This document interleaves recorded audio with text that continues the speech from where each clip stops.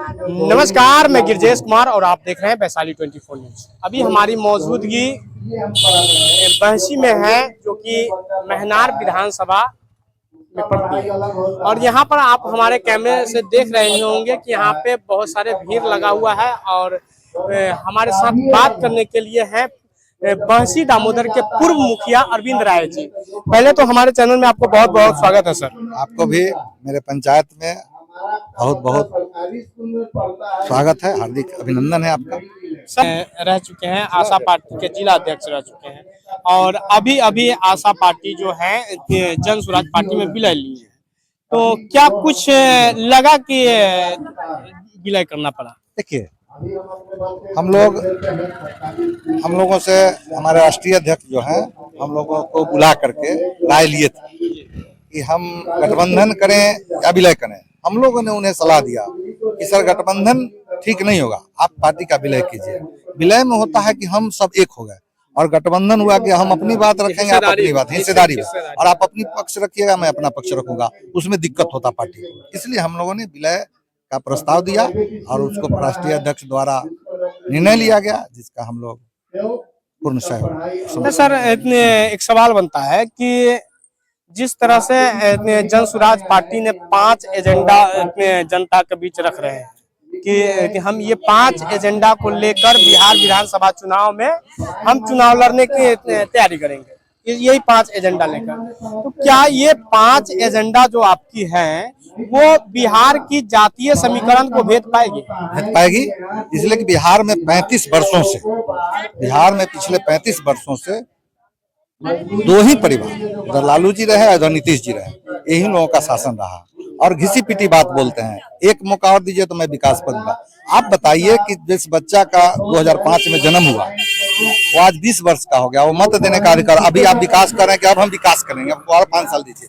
अब जनता बुझ चुकी है, जनता आपकी बात को बुझ चुकी है कि यहाँ कोई विकास नहीं, लोग अपना अपना विकास कर रहे हैं और जनता को 5 किलो अनाज पर ही ठगा जा रहा है।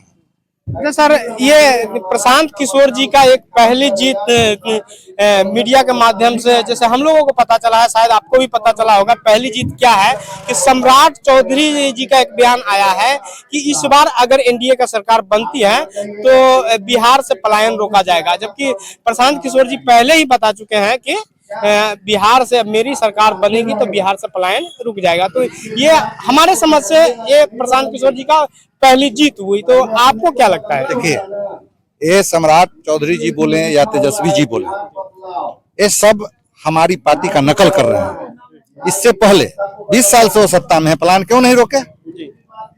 केंद्र में भी वो 11 वर्ष से सत्ता में है, उन्होंने प्लान क्यों नहीं रोका?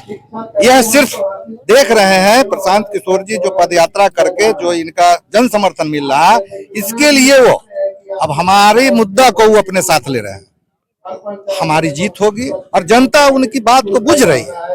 आप एक ही बात को बराबर बोलिएगा कि मैं ये करूंगा, तो जनता आपको देख रही है। 4 टर्म देखिए, एक देखिए, बिहार का दुर्भाग्य है कि 4 टर्म चुनाव हुआ और 9 बार मुख्यमंत्री शपथ ग्रहण किए। ऐसा भी भारत के इतिहास में, भारत के संसदीय इतिहास में यह बिहार प्रथम स्टेट है जो सिर्फ विरोधी दल बदला है, मुख्यमंत्री नहीं, सत्ता नहीं बदला।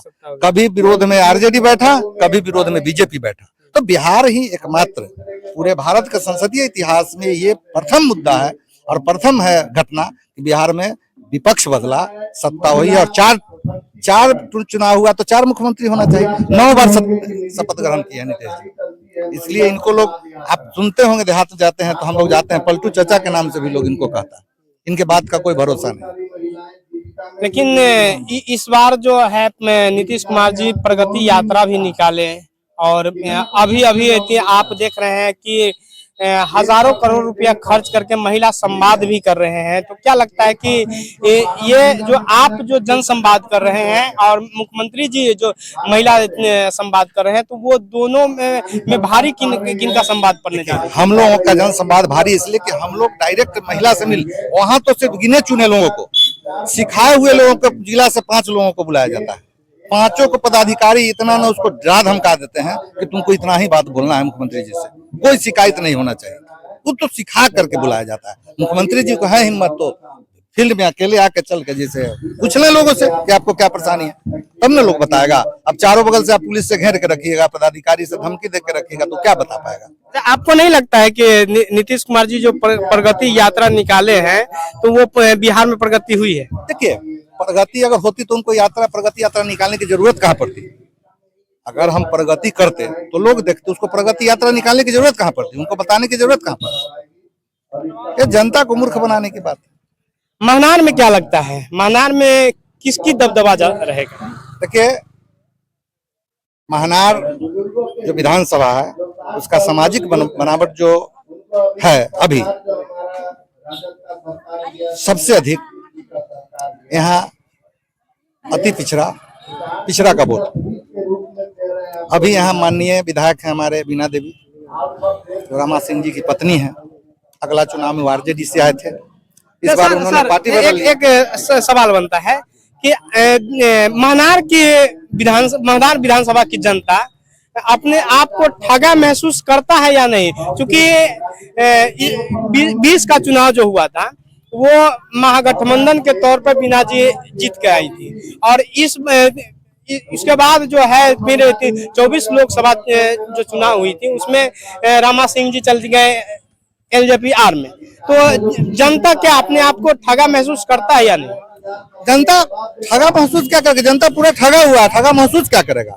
अब जनता से हम लोग तो घूमते हैं, हम तो यहाँ के 10 साल मुखिया रह चुके हैं। हम लोग सबसे नीचे जो पंचायत का राजनीति होता है मुखिया, हम लोग वहां से राजनीति किए हैं। हम लोग से जनता खुल के बात करती है, विधायक से और सांसद से बात नहीं करती है, इसलिए वो लोग रहते हैं पटना में, न किसी के पास भाड़ा है कि वो आपके यहाँ जा पाएगा। उसकी समस्या को हम ही लोग सुनते हैं। तो हम लोगों से लोग बोलते, जनता कितना ठगा महसूस करती है वो तो चुनाव में बताएगी। चुनाव में एनडीए का और आरजेडी का क्या होगा वो तो 5 महीना बचा हुआ है। अब छोटी मुंह बड़ी बात मैं आपको क्या बताऊं, लेकिन इस बार बिहार से पत्ता साफ होगा। और हमारी ये बिहार विधानसभा चुनाव जो होती है वो प्रदेश की मुद्दा पर होती है, लेकिन कुछ मुद्दाएं होती है जो क्षेत्रीय मुद्दा होती है। तो महनार की क्षेत्रीय मुद्दा क्या हो सकता है? देखिए, महनार सबसे अधिक तो महनार में दक्षिण से जो भी महनार का जो दक्षिणी भाग है दियारा साइड, वहाँ बहुत ज्यादा परेशानी है लोगों को। अगले साल भी बाढ़ से जो है बाढ़ से, उसके बाद आने जाने रोड पर समस्या, सारे लोग रोड पर रहते हैं, वहाँ इसकी बहुत दिक्कत है। महनार में खासकर आम समस्या, और किसी न विधायक का हम आवाज उठता है लोकसभा विधानसभा में, न यहाँ के जो अभी हमारे जदयू के प्रदेश अध्यक्ष हैं माननीय पूर्व विधायक उमेश जी, उनसे यह बात, यहाँ के लोग तो ठगा हुआ महसूस कर रहा है, और वो इस बार वोट से आपको जवाब देगी। समय देने के लिए बहुत बहुत धन्यवाद। बहुत बहुत धन्यवाद भाई आपका भी। तो ये थे बहसी दामोदर के पूर्व मुखिया अरविंद राय जी, और इन्होंने बेबाकी से महनार विधानसभा की जो समस्याएं हैं, बिहार की जो समस्या है, और इन्होंने जो आशा पार्टी को जन सुराज में विलय किया है उनकी बेबाकी से जवाब दिए। और आप इस जवाब को किस नजरिया से देखते हैं वो हमारे कमेंट बॉक्स में आके कमेंट करें। फिलहाल के लिए दे इजाजत, जय हिंद।